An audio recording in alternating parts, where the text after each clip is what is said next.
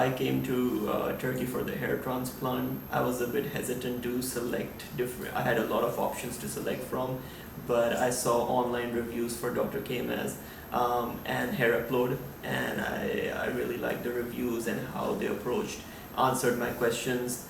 So I went with them, and here I am in Turkey. Got my procedure done on Saturday, and it was perfect. I mean, everything went smoothly. I didn't feel any pain. They were very nice to answer all my questions.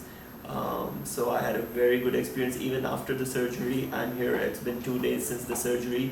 I didn't feel any pain. I didn't get any swelling. The results are coming out great. So I'm really happy with the results that I'm seeing right now. Thank you.